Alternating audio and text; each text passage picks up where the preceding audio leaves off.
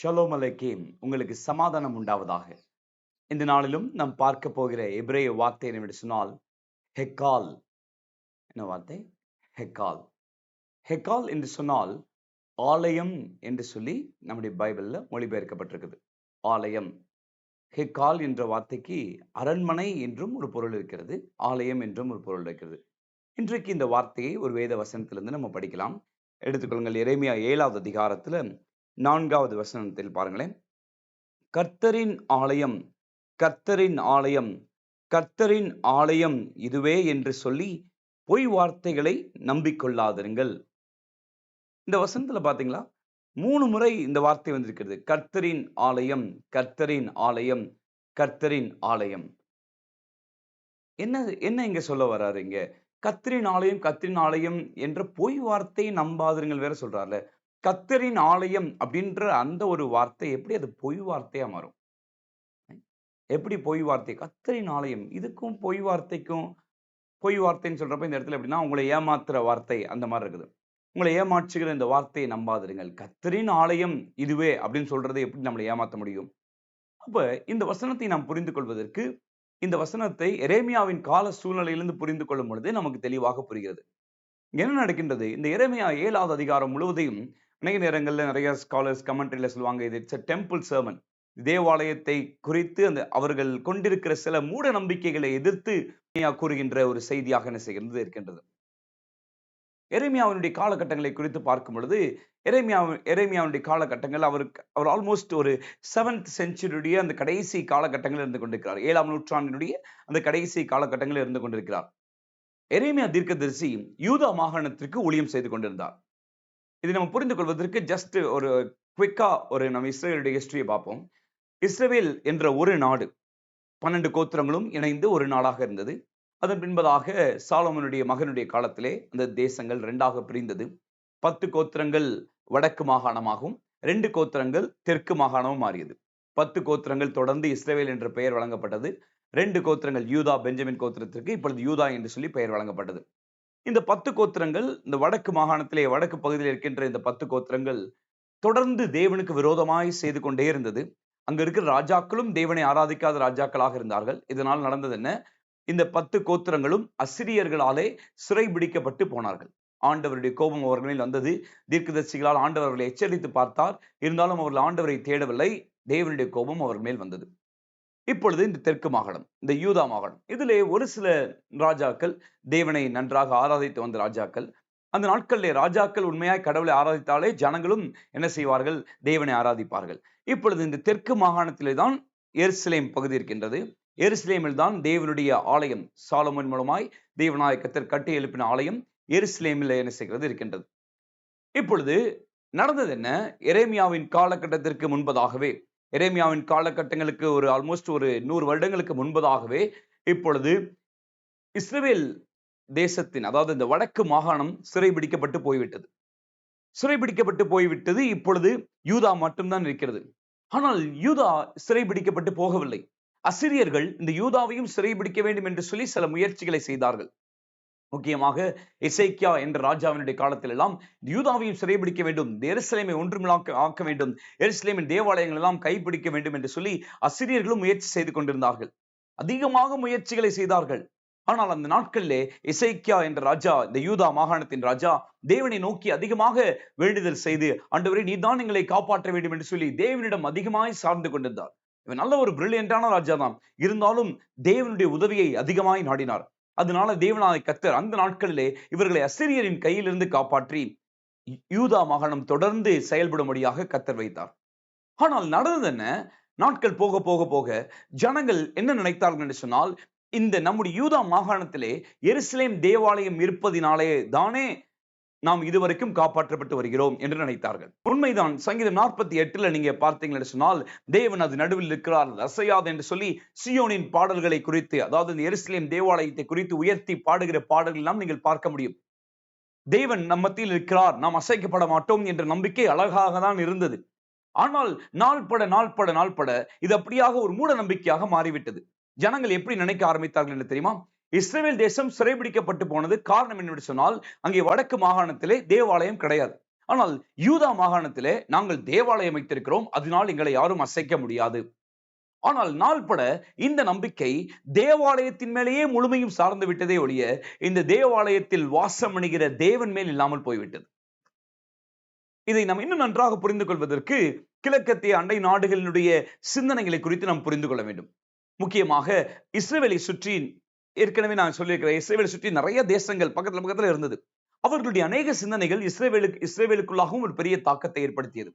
அந்த நாட்களிலே இருந்த அண்டை நாட்டு மக்கள் எல்லாம் அதிகமாய் அவர்களுடைய புராணங்களிலே அவர்களுடைய மத நம்பிக்கை எப்படி இருந்தது என்று சொன்னால், இந்த கடவுள்களுக்கு நாம் தான் உதவி செய்ய வேண்டும், இந்த கடவுள்கள் தங்கி வந்து வாசம் பண்ணுவதற்கு நாம் தான் அவர்களுக்கு ஒரு கோயில்களை கட்ட வேண்டும், இதன் மூலமாக கடவுள்கள் மேலே இருந்து கீழே இறங்கி வந்து நாம் கொடுக்கின்ற அந்த பலிகளை சாப்பிட்டு விட்டு நிம்மதியாக இருந்து அதற்கப்புறம் நம்மை ஆசீர்வதிப்பார்கள். சோ அப்ப அவனுடைய திங்கிங் என்னவா இருந்துச்சு அப்படின்னா, கடவுள்களுக்கு நம்ம தேவை, நமக்கு கடவுள் தேவை. இது வந்து ஒரு விதமான ஒரு டிரான்சாக்ஷனல் திங்கிங் மாதிரி, ரைட்? கடவுளுக்கு நம்ம தேவை, நமக்கு கடவுள் தேவை. நம்ம இல்லாம கடவுள் கிடையாது, கடவுள் இல்லாம நம்ம கிடையாது. கடவுள் இல்லாம நம்ம கிடையாதுன்னு சொல்றது ஓகே, ஆனா நம்ம இல்லாம கடவுள் கிடையாதுன்னு சொல்றது டூ மச், ரைட்? சோ இந்த இஸ்ரவேல் ஜனங்களுக்கு அப்படிப்பட்ட ஒரு சிந்தனை வந்துவிட்டது. அவர்கள் நினைத்தார்கள், இந்த ஆண்டவர் இந்த எருசலேம் தேவாலயத்துக்குள் கட்டுப்பட்டிருக்கிறார், இப்பொழுது எருசலேமை, இந்த யூதா மாகாணத்தை அவர் சிறைபிடிப்புக்கு கொடுக்க வேண்டும் என்று சொன்னால் அது எப்படி நடக்கும்? சாத்தியமே இல்லை. தீர்க்கதரிசிகளும் சொல்கிறார்கள், நீங்கள் ஒழுங்காக இருங்கள், மனம் திரும்புங்கள், இல்லை இல்லாவிட்டால் கர்த்தர் உங்களை சிறைபிடிப்புக்கு அனுப்பி விடுவார். ஆனால் ஜனங்கள் நினைக்கிறாங்க, அதெல்லாம் நடக்காது, ஆண்டவர் அட்லீஸ்ட் அவரோட சேஃப்டிக்காகனாச்சும் நம்மளை காப்பாற்றுவார், அதே போல நம்ம இருந்தா தானே அவருக்கே பொழப்பு. இப்படிப்பட்ட ஒரு சிந்தனை இந்த மக்களுக்குள்ளாக வளர ஆரம்பித்து விட்டது. இதனால என்ன பண்ணுவார்கள் தெரியுமா?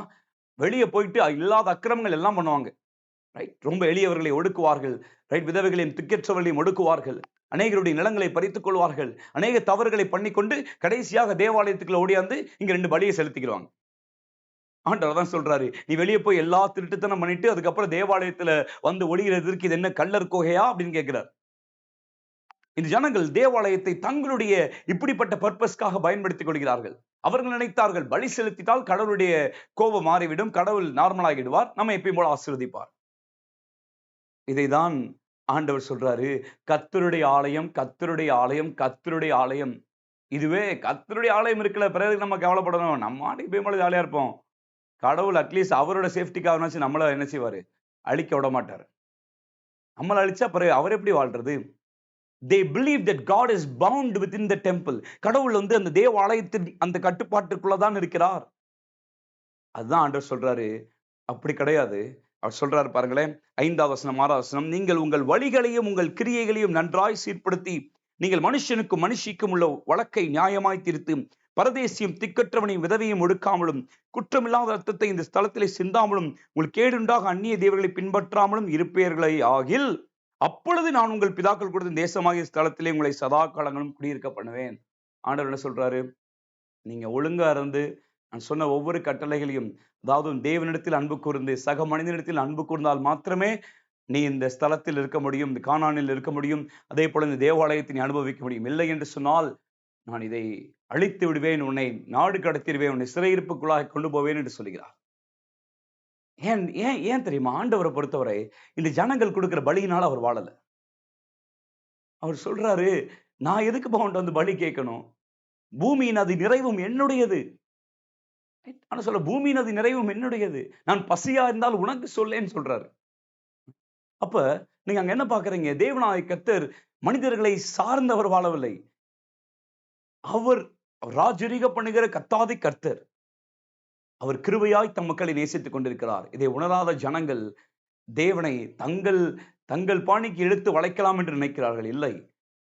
அதே போல இந்த தேவனாகிய கர்த்தரை பொறுத்தவரை இந்த பலிகளெல்லாம் பார்க்கிலும் தம் ஜனங்களோடு இருக்கிற அதிகமான உறவையே விரும்புகிறார். இதே அதிகாரத்துல எரேமியா 7 22 23 பாத்தீங்கன்னா அழகா சொல்றாரு, நான் உங்கள் பிதாக்களை எகிப்து தேசத்திலிருந்து அழைத்து வந்த நாளிலே தகன பலியை குறித்தும் மற்ற பலிகளை குறித்தும் நான் அவர்களோட பேசினதையும் கட்டளதையும் பார்க்கிலும் என் வாக்குக்கு செவி கொடுங்கள், அப்பொழுது நான் உங்கள் தேவனாயிருப்பேன், நீங்கள் என் ஜனமாயிருப்பீர்கள், நான் உங்களுக்கு கற்பிக்கும் எல்லா வழியிலும் நீங்கள் உங்களுக்கு நன்மை உண்டாயிருக்கும்படி நடவுங்கள் என்று என்கிற விசேஷத்தையே அவர்களுக்கு சொல்லி கட்டளையிட்டேன். என்ன சொல்ல வராரு? அவங்களுக்கு ரிச்சுவலை காட்டிலும், அதாவது ஒரு சடங்காச்சாரங்களை காட்டிலும், பலிகள் இதையெல்லாம் காட்டிலும் ரொம்ப விசேஷமான ஒண்ணு சொன்னேன். என்னன்னா, நீங்கள் என் ஜனமாயிருப்பீர்கள், நான் உங்கள் தேவனாயிருப்பேன். இந்த ரிலேஷன்ஷிப்பை தான் நான் ரொம்ப விசேஷமாய் உங்கள் பிதாக்களுக்கு நான் காண்பித்திருக்கிறேன். அப்ப என்ன சொல்ல வர்றாரு? இன்றைக்கும் அதேதான் கட்டளை என்று சொல்கிறார். இன்றைக்கும் இஸ்ரவேல் ஜனமே, நீ சடகாச்சரத்தை காட்டிலும் உன் சர்வ வல்ல தேவனாய கர்த்தருடன் இருக்கிற உறவை விரும்பு. தேவனாய கர்த்தர் தேவாலயத்தை கொடுத்தது அவர்களுக்கு ஒரு பெரிய ஆசீர்வாதம். ஏன் தேவாலயத்தை கொடுத்தார்? அந்த தேவாலயம் அவர் நடுவில் இருக்கும் பொழுது அவர்கள் தேவனுடைய பிரசன்னத்தை அவர் உணர முடியும். ஆசரிப்பு கூடாரம் வந்ததின் அந்த கான்செப்டே அதனால தானே. ஆண்டவராய் கர்த்தர் இப்பொழுது அந்த மனிதர்கள் நடுவாக அந்த ஆசரிப்பு கூடாரத்தை போட்டிருக்கும் பொழுது வனாந்திரத்திலே பயந்திருக்கும் ஜனங்கள் இந்த ஆசரிப்பு கூடாரத்தை பார்க்கும் பொழுது, இல்லை, என் ஆண்டவர் நம்மோடு இருக்கிறார் என்ற நம்பிக்கை வரும். அதே நம்பிக்கையை தான் கானான் தேசத்திலும் மீண்டுமாக இந்த தேவாலயத்தின் மூலமாக ஆண்டவர் கொடுக்கிறார். இந்த ஆண்டவர் கொடுத்த ஆசீர்வாதம் தான். ஆனால் இந்த ஆசீர்வாதத்தை தவறாக புரிந்து ஆசீர்வாதத்தை மட்டும் சார்ந்து கொண்டு ஆசீர்வதிக்கிற தேவனை மறந்து விட்டார்கள். தேவன் தான் கொடுத்த ஆசீர்வாதம். ஆனால் அது தேவனையே மறக்க வைக்கிறது என்று சொன்னால் அந்த ஆசீர்வாதத்தை எடுத்து போடுவதற்கு அவர் ஒரு நாளும் தயங்குவதில்லை. உதாரணத்துக்கு ஒரு கணவன் மனைவி இருக்கிறாங்கன்னு வச்சுக்கோங்களேன். ஒரு யங் கப்பல்னு வச்சுக்கோங்க. ரீசெண்டா இப்பதான் கல்யாணம் முடிஞ்சிருக்குது. இப்பொழுது தன்னுடைய மனைவிக்கு இப்பதான் ஒரு வாலிப வயசுல இருக்கிறதுனால ஒரு நல்ல ஒரு டெடி பியர் பிடிக்கும், நல்ல ஒரு பொம்மை பிடிக்கும்னு சொல்லிட்டு பர்த்டேக்கு நல்ல ஒரு பெரிய டெடி பியரா இந்த கணவர் வாங்கி கொடுக்குறாரு. ரொம்ப நல்ல காஸ்ட்லியானதா. அப்பதான் இந்த பையனுமே வேலைக்கு போறான். ரொம்ப கஷ்டப்பட்டு சேர்த்து வச்சு நல்ல காஸ்ட்லியான ஒரு டெடி பியர் ஒரு 3000 ரூபாய் 4000 ரூபாய்க்கு வாங்கி கொடுத்து பர்த்டேக்கு அந்த பொண்ணுக்கு ரொம்ப சந்தோஷமாயிருச்சு. சந்தோஷமாயிட்டு எப்படி சொல்றது, நாள் ஃபுல்லா வச்சு டெடி பியரை வச்சு எப்படி சொல்றது, பயங்கரமா ரொம்ப கொஞ்சம் விளையாண்டுக்கு இருக்காங்கன்னு வச்சுக்கோங்களேன். இதை பார்க்கும் பொழுது இந்த இந்த ஹஸ்பண்டுக்கு சந்தோஷமா இருக்கு. பரவாயில்ல, மனைவிக்கு நான் வாங்கி கொடுத்த கிஃப்ட் பிடிச்சிருக்குது. ஆனால் நாள்பட இவர் ஒவ்வொரு நாளும் வேலைக்கு போயிட்டு போயிட்டு வர்றப்ப இந்த பொண்ணு அந்த டெடி பியரோடய உட்கார்ந்துருக்குது. அது கூடயே பேசிக்கு இருக்குது. இவரை கவனிக்கவே மாட்டேங்குது அப்படின்னு சொன்னா அந்த கணவருக்கு எப்படி இருக்கும்? நான் இதே இல்லஸ்ட்ரேஷன் எங்க கிளாஸ்ல சொல்லிக்கிறேன். அப்ப எங்க காலேஜ் பையன்கிட்ட கேட்டேன், இந்த கணவருக்கு எப்படி இருக்குன்னு சொல்லிட்டு, அல்லது உங்களுக்கு எப்படிடா இருக்கும் அப்படின்னு கேட்டேன். அப்ப ஒரு பையன் சொன்னான், அந்த டெடி பியர் தூக்கி எரிச்சிருவேனே அப்படின்னு சொன்னான். ஏனென்று சொன்னால் இந்த இந்த உறவை தடுக்கின்ற இந்த டெடி பியர், அது இவர் வாங்கி கொடுக்கின்ற இவர் வாங்கி கொடுத்த அந்த ஆசீர்வாதமா இருந்தாலும் பரவாயில்லை, அது எவ்வளவு காஸ்ட்லியா இருந்தாலும் பரவாயில்ல, இந்த கணவன் மனைவிக்குள்ளாக இருக்கிற அந்த உறவை அது தடுக்கிறது என்று சொன்னால் அதை தூக்கி எறிவதற்கு கூட அந்த கணவன் தயங்க மாட்டார். அதே போல்தான் இங்கே தேவாலயத்தை தவறாக புரிந்து கொண்டிருந்தார்கள். தேவாலயத்தினுடைய நன்மைகளை தவறாக புரிந்து கொண்டிருந்தார்கள். அதனால நடந்தது என்னவென்று சொன்னால், தேவனாய கர்த்தர் இந்த இஸ்ரவேல் ஜனங்களை பாபிலோன் தேசத்துக்கு சிறைப்பட்டு போக பண்ணுகிறார். தேவாலயத்தை பாபிலோனியர்கள் இடிக்க ஒப்புக் கொடுக்கிறார். ஏனென்று சொன்னால், இந்த ஆலயத்தை காட்டிலும், கைகளினால் கட்டப்பட்ட ஆலயத்தை காட்டிலும், தாம் படைத்து உருவாக்கிய தம்முடைய சாயலில் உருவாக்கப்பட்ட இந்த மனிதன் என்ற இந்த ஆலயத்தை அவர் அதிகமாக நேசிக்கிறார். இந்த ஆலயம் நன்றாக இருக்க வேண்டும் என்று விரும்புகிறார். அதனால்தான் அவர் பாபிலோனுக்கு இந்த ஜனங்களை அனுப்பி அந்த இடத்தில் வைத்து இவர்களை உருவாக்கி, இப்பொழுது அந்த இடத்திலே அநேக தேவனுடைய ஆலயங்கள், அதாவது மனிதர்கள் அவருடைய வாழ்க்கைகள் கட்டப்பட்டது. அவர்களுடைய வாழ்க்கையிலே தேவன் வாசம் பண்ணியிருந்தார். அவர்கள் மூலமாய் மகிமைப்பட்டார். இன்றைக்கும் இந்த லெந்து காலங்களிலும் இன்றைக்கு புதிய ஏற்பாடு விசுவாசிகளா இருக்கிற நீங்களும் நானும், நீங்களே அந்த தேவனுடைய ஆலயம். நீங்களே இந்த தேவனுடைய ஆலயம். இன்றைக்கு ஆண்டவருக்காக நிறைய செய்யலாம். ஆனால் ஆண்டவருடன் இருக்கின்ற அந்த உறவை நீங்களும் நானும் விட்டுவிட்டால் அவர் மிகவும் வருத்தப்படுகிறார். இன்றைக்கு அவருடன் இருக்கிற அந்த உறவை அதிகமாக விரும்புகிறார். அவருடன் கூட இருக்கிற அந்த அந்த அந்த அந்த அவருடன் கூட இருக்கிற அந்த இன்டிமேட் ரிலேஷன்ஷிப்பை அவர் அதிகமாக விரும்பி வாஞ்சித்துக் கொண்டிருக்கிறார். இந்த நாட்களிலே தேவனாய் கர்த்தருடன் இருக்கின்ற அந்த நேரத்தை அதிகப்படுத்துங்கள். அவருடன் கூட இருக்கிற உறவில் வளருங்கள். அவருடைய பெரிய விருப்பமே அதுவாக தான் இருக்கிறது. எனவே இந்த நாட்களிலே இந்த வார்த்தை மூலமாய் கர்த்தர் உங்களை அதிகமாய் ஆசீர்வதிப்பாராக. தேவனுடன் இருக்கிற உறவில் வளருங்கள். கர்த்தர் தாமே உங்களை ஆசீர்வதிப்பாராக. God bless you.